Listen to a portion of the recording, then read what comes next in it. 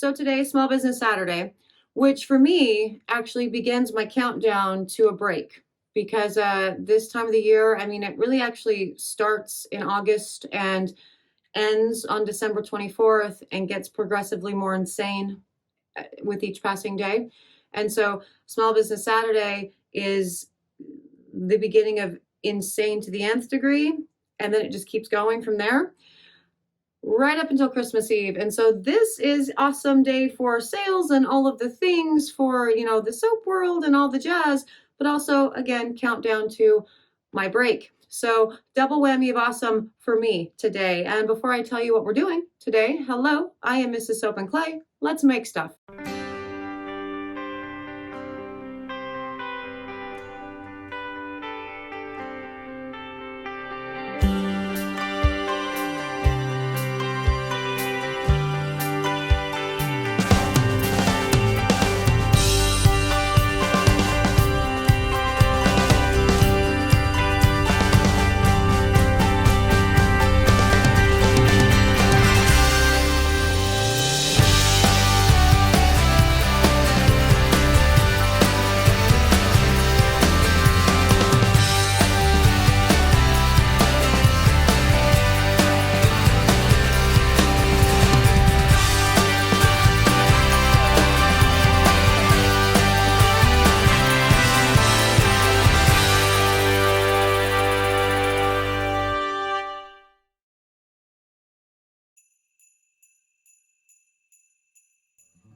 How's it going, Sudzers? Welcome back to the channel. And yeah, as I said, we are at day 240.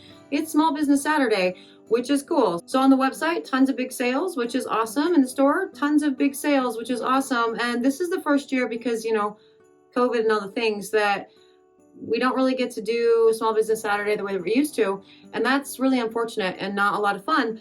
But it'll still be great because I have a great community, both local and online, that, supports me and all of the things. And, that's why I do the 10 days of thanks. That's what all of the things. And today, whenever this video ends up going out today, and I'm not really sure when that's going to be because I will be busy and it will be exhausting, we are doing an FAQ.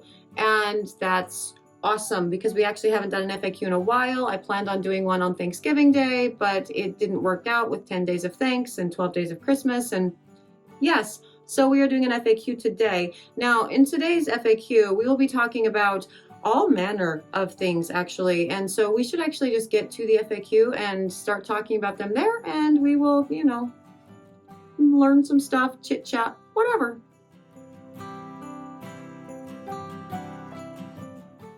So it's actually funny that I'm using the holiday bars to do the stamping for the FAQ because the 10 days of thanks has been so crazy busy that I really don't have much of any of this left. So, yeah, it's all a thing.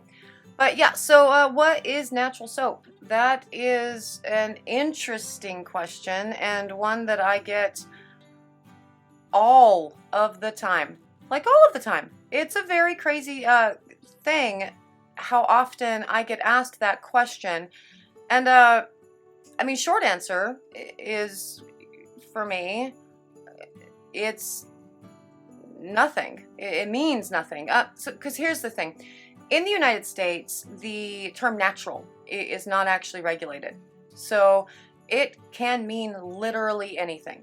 Like, you would be surprised, like shocked at the number of times that I've been like at, Marshall's or TJ Maxx or whatever, and I see a bar of soap on the shelf that says on its label, natural soap, right?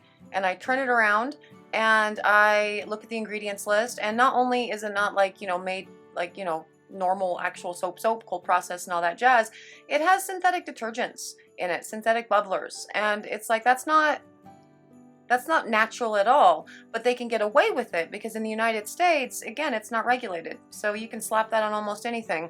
So okay, if we want to go to like actual technical, what would I consider natural soap? I would consider natural soap, a soap that's made out of cold process or hot process that does not contain any artificial bubblers or synthetics or fragrances or micas. Honestly, it would be something I would consider natural in order to be 100% natural, something that is just your oils, your lye solution, natural colorants, clays, etc., and essential oils.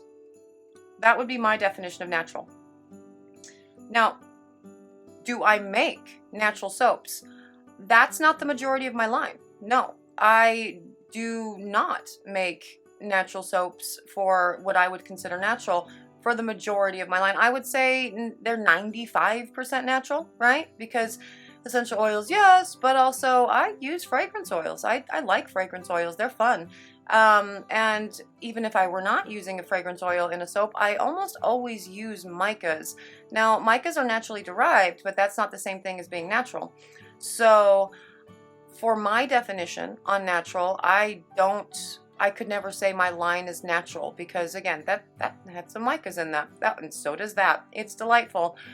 But even if I made 100% natural soaps, right, based on my definition of natural, I still wouldn't actually market it as natural soap because since it is not regulated in the United States, and I think it's just become a buzzword that is really very deceptive for consumers. And so I would not do that just because I don't want to become part of that weird trend and sort of deceiving an audience, even if it's 100% true. Again, it's been used and misused so often in the United States that it has lost all meaning. And that's really unfortunate for people who make 100% natural soaps because it doesn't mean anything for the end consumer because they get told that soaps are natural all the time when they're in actuality not. Now, I hope that the United States will actually start regulating this at some point and sort of keep, soap makers specifically kind of honest with it. But as it stands now, natural soaps in the United States doesn't really mean anything, and my definition of it is therefore probably different than other people's definition of what a natural soap is. And we have that conversation about the differences in what's considered natural in the soap making community, very often, really.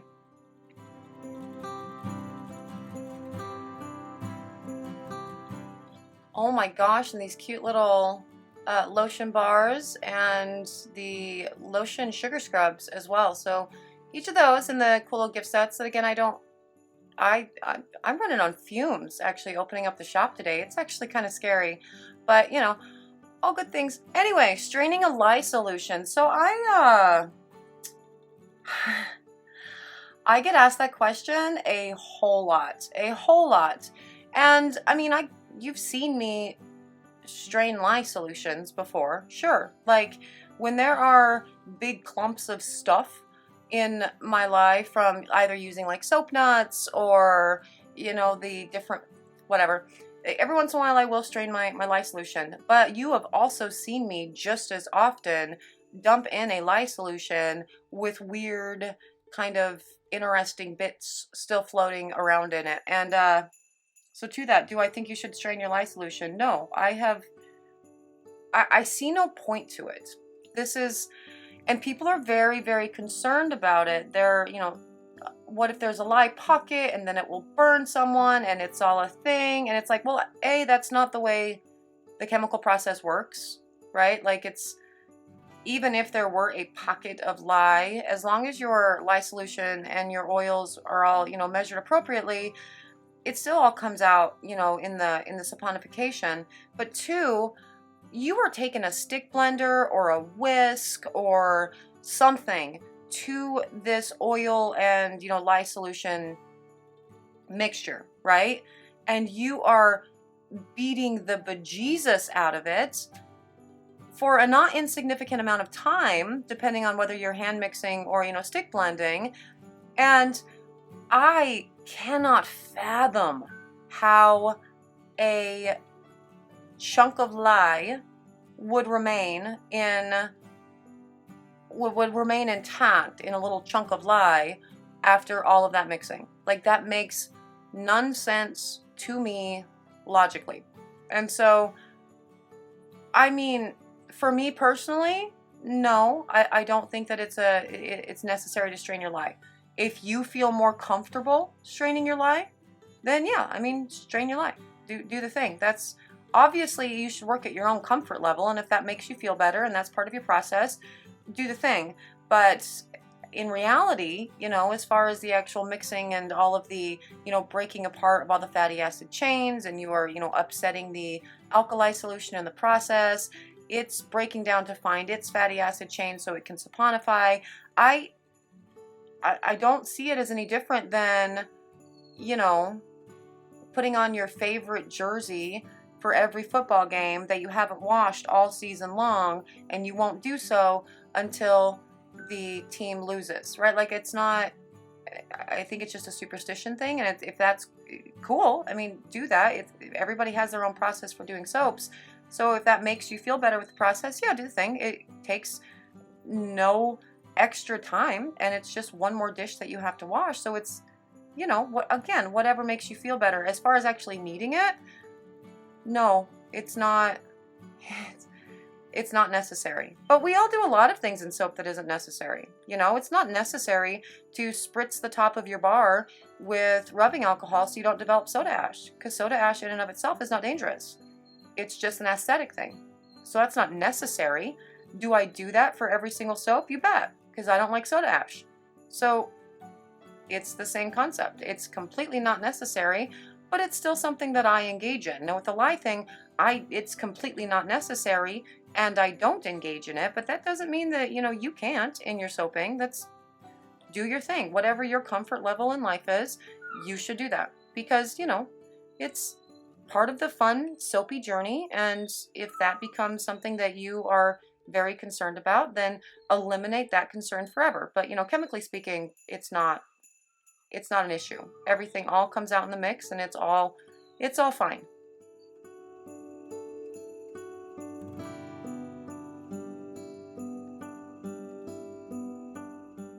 Oh, look at the macarons. Oh, I love the macarons so much. Batharons are some of my most favorite things to use and make, because you can totally customize them to all manner of things, which, you know, we did for the holiday gift sets. But yeah, so I actually,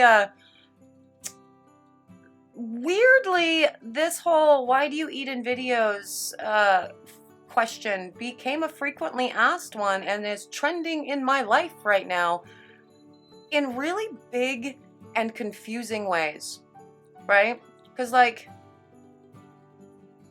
you have to know, if you're actually listening to my, I don't actually eat in all of my videos, you know? So there's that. 2, you have to know, if you're listening to the videos, right, that I'm not actually eating while I'm making soap, right? Like right now, you see both of my hands there, and if I started like chomping on something, you would assume that this is a voiceover. Because this is a voiceover, I rip the audio, and I talk about ripping the audio actually all the time, so it's very interesting to me, and I decided to put this in because the whole thing is befuddling to me. I am not a big channel. I do not have a lot of, you know, subs, and I've grown really quickly, and that's been awesome and great, but not a big channel. And I have received, I shit you not, 75 emails where people are throwing emails, not comments, emails, where people are throwing shade my way because I eat in videos. And that's actually pretty intense. Like, and I'm really gobsmacked by that. Like, how could you take the time? Like, think about what that is, right? Because my email is not hyperlinked in the description of all of the videos, right? It's there, but it's not an instant link. And so you have to go and hit the little down box for the description, scroll down, find my email, copy my email, open your email, you know, app, and paste in my email, and then type a thing out to throw shade at me because you don't like that I eat in my videos. Like, that's some serious, for a soap video, like, that is intense. Yeah, the amount of time that you have to spend to, you know, send an email saying you don't like that I eat, that's, for a soap video, like the most innocuous thing on the planet. yeah, I mean, not you specifically watching this video, because I'm sure you're not on my list of 75 emails that have done this, but like, it's a soap video, for crying out loud. And also mukbang, it's very, very popular thing. That's an actual like whole ass branch of the YouTube world where people just watch, millions and millions of people watch other people eat. That's a thing also as well. But yeah, it's just very shocking to me that that is the sticking point and the thing that people choose to yeah, that's so yeah, you know, I put it in because again, I have been asked this question a whole lot, and people have thrown like actual hate my way, which is the weirdest thing ever, because it's eating. And so I guess to the reason, you know, why do you eat in your videos? Here's the thing. Every little 20-minute video that you get from me, this is daily content, right? It's daily. It's literally daily content. Oh, I broke that bag. And that's a lot of content. And I'm not just making like this one little thing, right, in a day. I broke that bag twice. I'm not just making like this one little thing in a day. This is one little piece of my life that actually takes 3 hours to do for one little 20-minute video, right? And so in my busy life with the shop and the kids and, you know, homeschooling and the shop being very busy and the online things and the making of all of the other things I have to do in a day, I mean, I have to multitask somewhere. And yeah, sometimes you're going to catch me eating dinner while I'm doing voiceovers for the videos, because if I don't eat, I will die. And that's like, I'm pretty sure that's true of like everybody on the planet. Pretty sure. I mean, you could go look that up and fact check that, but I'm pretty sure everybody has to eat or they will die. So, yeah, every once in a while you're going to catch me multitasking, and this is it is what it is. But also, my channel is, again, like the intro video and all of the things, it's more about, it's a day in the life of me, and I'm not getting super technical with all the stuff. While I do get super technical in a lot of the stuff, I'm also just having chit chats. I mean, I created this channel to, you know, build a community when COVID shut me down, and I wanted to continue to interact with humans. And, you know, sometimes I eat when I interact with humans. Do you? I mean, I hope you do. Again, not you specifically that's listening to this, because I'm sure that you are not one of the 75 emails that I have saved in a little file in my Gmail account. Full disclosure, I actually filmed this part before I did the voiceover for the FAQ because I really didn't know what I was going to talk about. And I did it as I went because I have a big long list of questions and all of the things. And so crazy brain, not really thinking about, yes. Anyway, that was the Small Business Saturday FAQ. And yeah, I hope you guys learned some stuff, had a good time with doing all of the things and learning of all the things. I hope you guys had fun with the 10 days of thanks and the 12 days of Christmas. That's again a weird double whammy, but that's the way that everything had to sort of line up in order for it to all make sense. So yes, for, you know, the rest of it, again, website's on sale today and tomorrow, so go check it out, get your Christmas presents, do all the things. I would super appreciate it. Soap is a great gift to give to everyone, so yeah, do the thing. For those of you who are subscribed and have been a part of this whole crazy soapy journey, thank you so much for being subscribed. You are awesome. I appreciate you guys so very much. I hope you guys had an excellent like Thanksgiving and all of the things, and I will see you guys all again tomorrow where we are doing something brand new and I don't even know what it is. Bye.